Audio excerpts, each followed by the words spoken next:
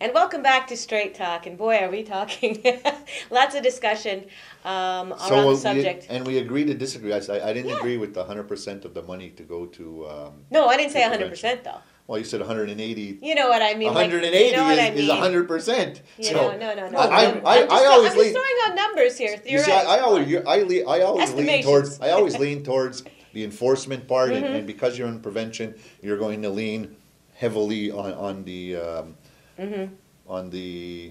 Prevention. prevention part, and, Yeah. and we're Primary, gonna do, what they call primary prevention. and I always look at the enforcement part Mm-hmm. because I said it a while ago. I don't think that telling somebody they shouldn't be doing something is going to stop them from doing it.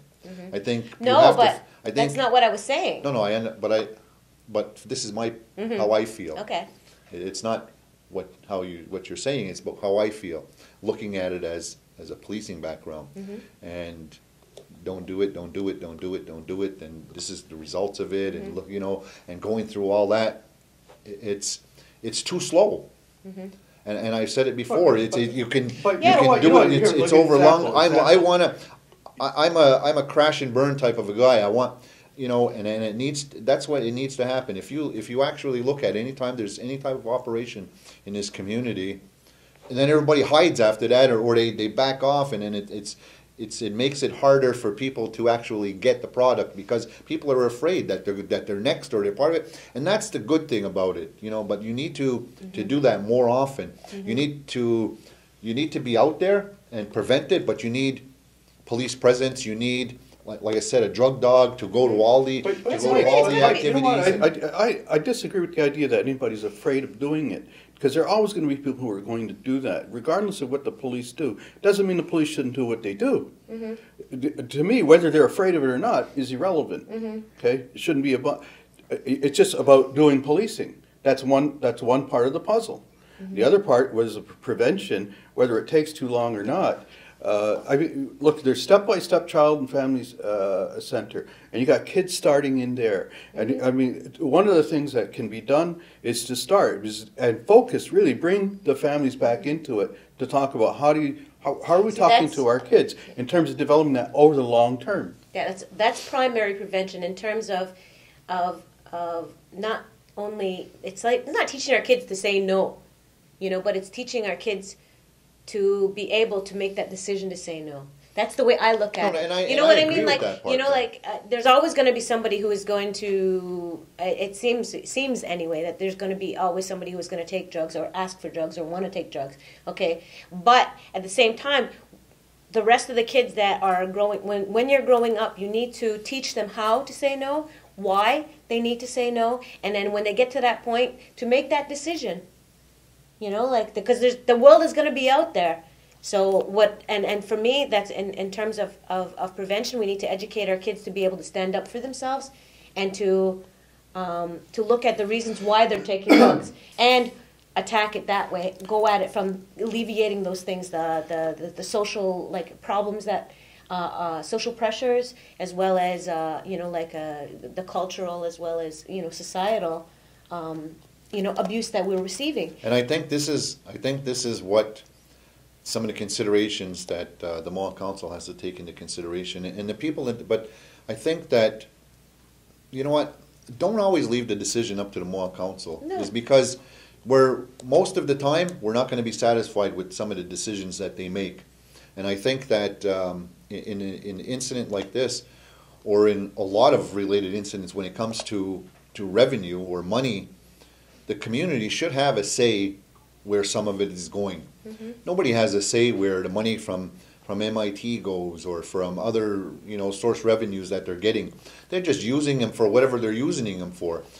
They funnel a little bit here and there to put fluff on the money, but at the end of the day, where's it going to? How much money from MIT is actually going into prevention of gambling?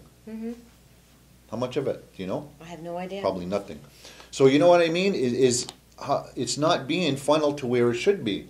So that's why I think that in this situation, people need to tell the Mohawk Council, throw it right back into the drug issue and let's deal with it more forcefully, you know, and let's deal with it more immediate, opposed to let's have another meeting and let's put another committee together and we'll see where we're going from here. Because as we're getting closer to elections, I guarantee you that that's going to be the big thing on there. It's been done before. So you know what I mean? And then after elections, you don't hear anything about it again. Yeah.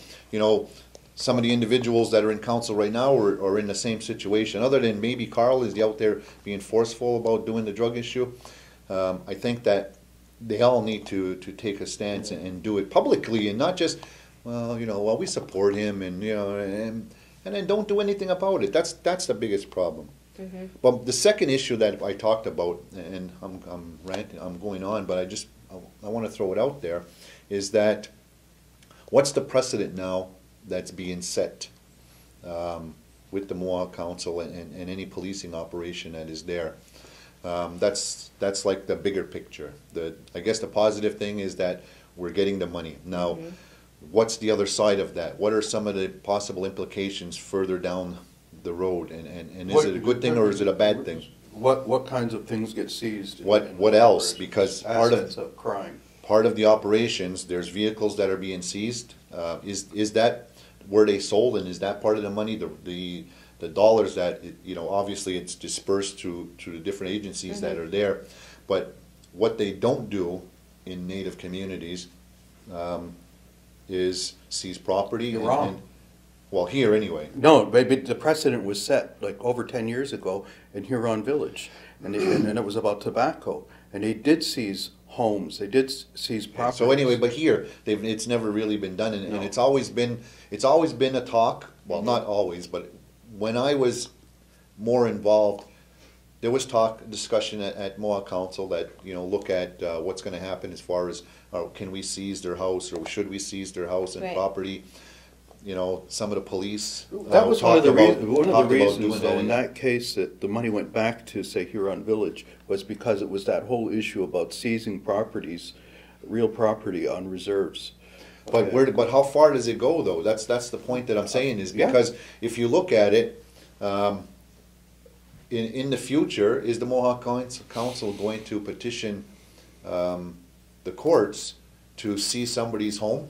And seize their property when they're implicated in this situation? You know, obviously you have to be found guilty at the end of the day in order to get some of that, but the money usually is never returned. But when it's property, it's a different situation. So what happens there? Do you take their house? And on the outside, they don't care. You know, you get a house and they seize your property and they seize your house and everything, and it's gone. They don't consider anything.